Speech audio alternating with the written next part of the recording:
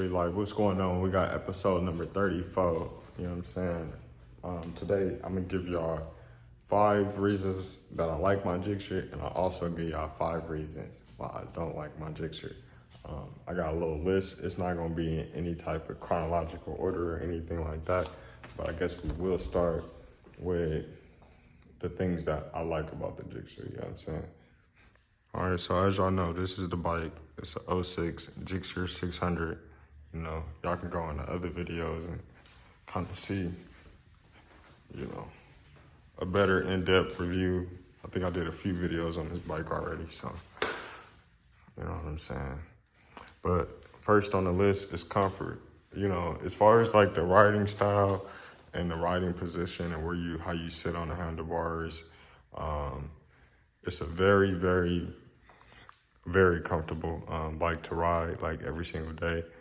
Like as far as like a daily or long commute, like if I was riding to the Bay or if I was riding to LA or just anywhere long distance, I would definitely, you know, rather be on this bike on a Suzuki. Suzukis just they're like well balanced. They almost feel like a lowered bike, kind of like a drag type of feel. And then as you see the R1 over there, that's kind of more like full race, a lot of weight on your wrists and stuff like that.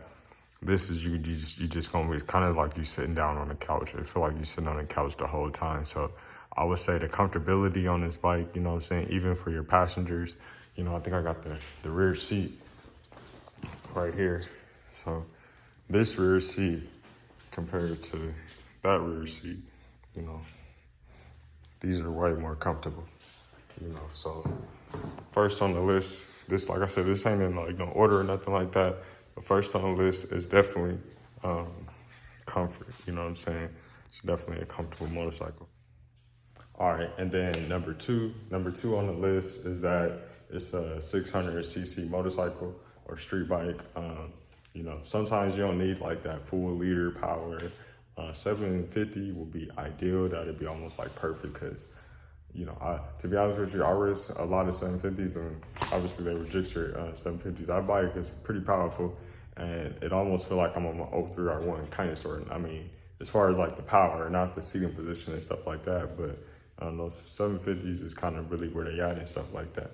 But yeah, the fact that it's a 600cc motorcycle, I mean, it's going to be a lot more forgiving on, you know, throttle, and, you know what I'm saying, imperfections, or, you know, whether you're not as smooth, if you kind of choppy with the throttle, you know, this is kind of a bike that's going to kind of like hide some of those flaws and stuff like that. But, you know, sometimes too, like when you're riding around in the city and shit, you don't want like no jerky ass bike. Like the 1000s kind of jerk a lot because they're kind of meant to be in the mid to higher RPMs, along with some of the 600s, some people would say. But they don't have as much torque or horsepower and as many heavy moving parts. So being that it's a 600, it's kind of a plus. So yeah, number 2 is that it's a 600. 3 on my list is the gear indicator. So this bike, along with the R1 over there, they finally started doing it. It has a gear indicator. It'll tell you what gear you're in. You obviously gotta have the bike started and running like that. But yeah, it'll let you know right there what gear you're in. So that's like number 3 on the list, is that it has a gear indicator. Number 4 on the list, I would say is the legacy of the Suzuki Gixxer 600, you know, 1000, 750, they all look similar. They perform kind of similar. You know, obviously the 600s don't make the power as the 1000s. You know, I gotta say that for the trolls out there, you know. You're not correct with your information. What did you say? I'm not saying that they're all the same bike. They look similar, you know what I'm saying? And you know what I'm saying? The legacy of those bikes is, you know, they got long gears, you know what I'm saying? First gear, especially on those 1000s, I think you can get up to like 120 miles per hour. You know, so they all got a similar feel. They've been in it for a minute, you know what I'm saying? Biker Boys he was on the Gixxer 1000, a Superman edition, you know what I'm talking about? Jason Britton, he kind of made them real popular also. You know, the Jigsters have a long lineage of being in the street scene and in a racing scene, you know, both. You know, this is my third or fourth one. When I was in high school, I had one, you know, I believe I had a red and white one. I've had an orange one, had that orange one. And then this is the third one, yeah. So I've had like three, I think I had one more too. So I've had 3 or 4 of these. So I have a legacy with them myself, you know what I'm saying? Yeah, so they just have like a long lineage and of history and of killing it, you know what I'm saying? My homie Rocco, I rode with him in that Bay Area ride, you know what I'm saying? He had an all black one, you know what I'm saying? He was killing it, you know, ride in peace, you know what I'm saying? My homie Alex, you know what I'm saying? McNeely wanted to show me how to ride, you feel me? He had I think a 07 or 08 Gixxer 1000, and it's crazy because this the bike right here that started it all. It used to be the R1 and the Gixxer, bro. We was killing it, bro. We used to be killing it. You know what I'm saying? We got it was so hot, we had to calm down a little bit, man. You know, but yeah, so like Gixxers, man, I've always had me a Gixxer somewhere sitting around, and you know, so they got a long, nice legacy with me, you know what I'm saying? Not as much as the R1s. The R1s is for sure, that's my like favorite bike for sure, you know what I'm saying? I didn't say it was the fastest bike, just, you know what I'm saying, my own perception of things, you know, that's my favorite bike, you know? But yeah, so the legacy, that's number 4. And the last and final thing on the things that I like about the Gixxer, or my Gixxer, or the other Gixxers I've had. Show a little tail light. You gotta get the front to the back, because you gotta see everything for this one. It's gonna be the looks. I think that this bike, you know, it looks pretty good, man. You know, I can't really complain. I just really don't know if I like the 08, 09s, or if I like the 06, 07. You know, I don't know. It's kind of 50-50. You know, some days it just depends on if it's day or night, or if it's a good day or if it's a bad day, or how I'm feeling that day. You know what I'm saying? But equally, you know what I'm saying, they both look pretty good. You know what I'm saying? So number 5 would be the way that the bike looks, kind of front and back. You know, I don't even know if I like the rear more on the 08, 09, or if I like the 06. I know, like, I'm not such a fan of how longer maybe it is, because I know the 08, 09 is it's pointier. But the only thing I didn't like, it was kind of too short. This one's kind of too long. I wish they kind of made one that's kind of in between. But yeah, these ones don't look that bad either. So, you know. But yeah, number 5 is the looks. And y'all comment down below if I should just upgrade this front end to the 08, 09 front end, or if y'all like the 06, 07.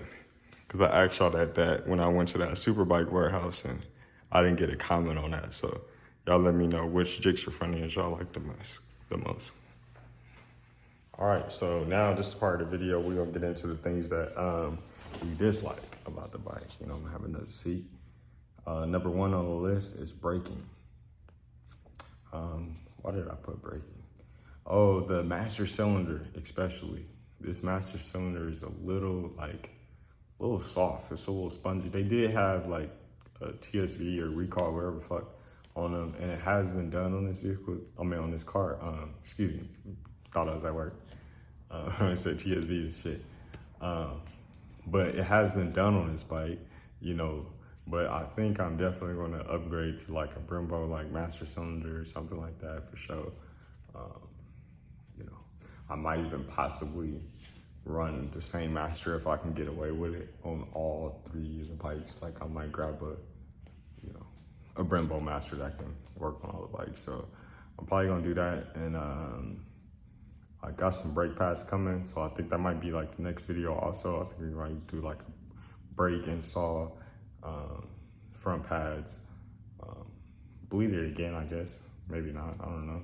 And I'll throw like some grips on there because the grips is a little, you know, something a little worn or whatnot. But yeah, braking, and that's solely just because of the master cylinder is a little soft. It might work out for some people. Some people might like that, but I like to. Right now, I got it maxed out to as far as like out as it can be, and it still kind of hits my fingers or whatnot. So I kind of like it to bite a lot. I like a lot of bite, and that's kind of a thing with the Gixxers and stuff like that. It's just the braking just is not as good as it is on some of the other bikes. But yeah, so braking will be number one. The things that I'm not so fond of on the bike. Number two, second thing that I dislike is that this bike is so loud. This Two Brothers Pipe Black Series, bro, I think it's way too loud. So what I think I might do is, as you can see, like, it looks like the packing in there has probably seen better days. I think what I'm gonna do is I'm gonna kind of take the rivets out and repack it. And then also I might throw a DB killer in there, possibly. And that should probably give me some more back pressure too, because this M2, this is an M2 series, and I've noticed the newer series, the opening, the exit, or whatever you want to call it, is a lot smaller. So this is the M2 series, so it's damn near straight piped, and it sounds like it too. So that's the second thing, is that, excuse me, sitting down looking at my list, is that the bike is crazy loud, bro. The third thing that I dislike about the Gixxer, I'm kind of nitpicking here, you know what I'm saying? I can live with all this shit. The third thing is that, like, when you try to start it down, let me turn this around. Okay, so the third thing that I dislike about the bike is that when you're trying to start the bike, you can't just, obviously put the key in the ignition in on position, put it in the run position, and then you can't just start the bike like that. You know what I'm talking about? Gixxers, you have to hold the clutch in, and then you can hit the start button. Hold on, let's see if I can do this. Oh. Whew, y'all heard that? It's about to get too loud in here. But yeah, you know what I'm saying? That's one thing that I don't like, because sometimes you be having like your gloves and your helmet and shit, and you gotta set your helmet down, and you gotta reach over, and your helmet's sitting right here, it's about to slide off, you know what I'm saying? So, that is definitely a gripe. I think I could bypass that. Like on that bike right there, even when the kickstand is down, the bike could take off and everything. And that's kind of messed up, because one day that's how my kickstand got hella bent. Let's go turn this around. Oh, that's how that kickstand got so bent. Let's see. Look how bent that kickstand is. Because I took that neutral safety and I wired it. I don't know why I did that. I think it was tripping. It was tripping when I was putting the motor in on this bike or whatnot. And so I had to wire it that way. It actually wouldn't start because the wires were on the kickstand switch. They were like broke off like right at the sensor. So I kind of had to wire it and like close loop. And it's kind of a long story, but that bike could start up. Like as soon as I just hit it, it'll start. You know what I'm saying? This bike right here, man, you gotta pull the clutch in, throw it in, I'm in the run position, and then, you feel me, you can go in and put in that work. But yeah, that is most definitely the third thing that I don't really like about the bike. The fourth thing that I don't necessarily like about the bike is it's kind of intermittent. You know what I'm talking about? When you be riding and you trying to find neutral. You know what I'm saying? It's kind of on this bike right here. it be kind of tripping. Like it's kind of hard to explain. And then even sometimes when you ride, because it has a slipper clutch, so you can kind of adjust that a little bit, you know. But also like this bike definitely probably would need a quick shifter, you know. Like maybe I'm just spoiled because the Big Bang got a quick shifter or whatnot.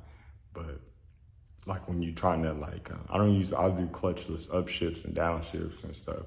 And sometimes the transmission, like when you roll off the throttle and you yank up to pull that next gear in,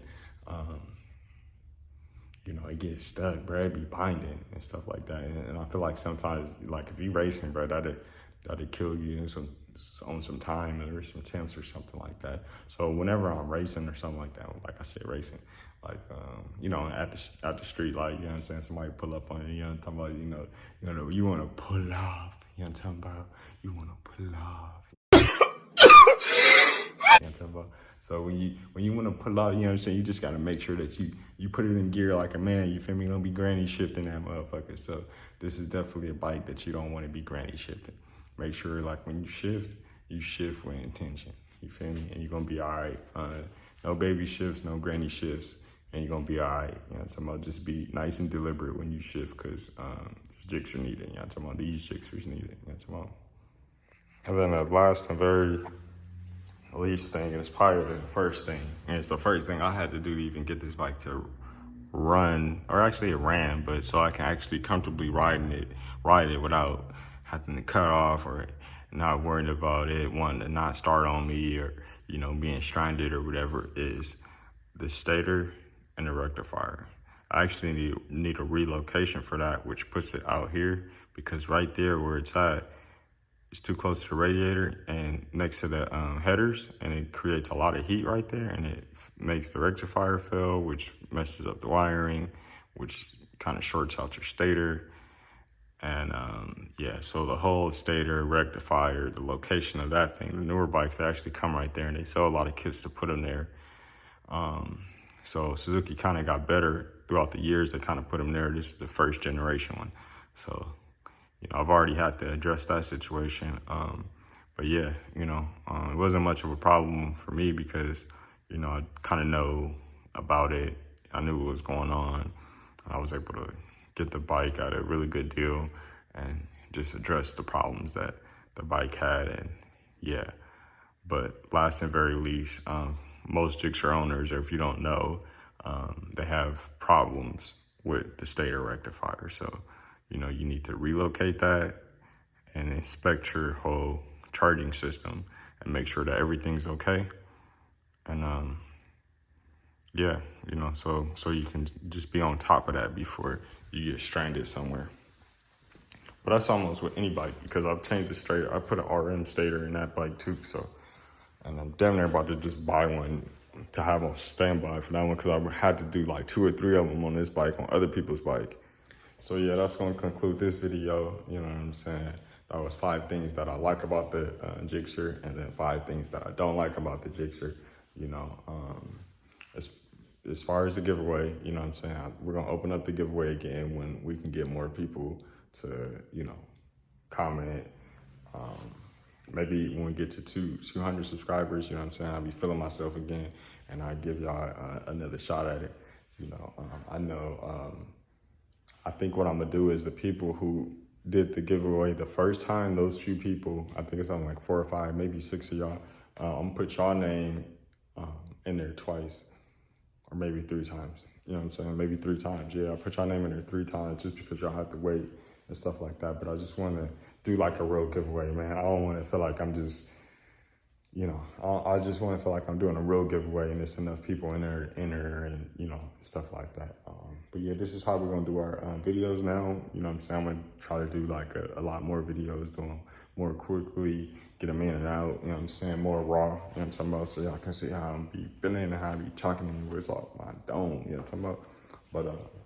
But yeah, man, that's another one from the beautiful Street Life Garage. And to be honest with y'all, I ain't even showed y'all what's outside. I mean, I think I might give y'all sneak peeks. I need to do we're gonna do the brakes on this one, and then I'll probably do another video. Then I'll show y'all, you know what I'm saying, all the other projects that we got. And I think we got 2 other some Camaros that's not even here, but yeah, you know, I'll give y'all a sneak peek right now though, you know what I'm saying? Like I, you know, always say, it's always lovely to see y'all, you feel me? Like, comment, subscribe, you feel me? I'll see y'all in the next one, man. Episode number 35. Give y'all a little sneak peek. It's so quiet out here. Why is a little blue jay bird? Give y'all a little sneak peek though.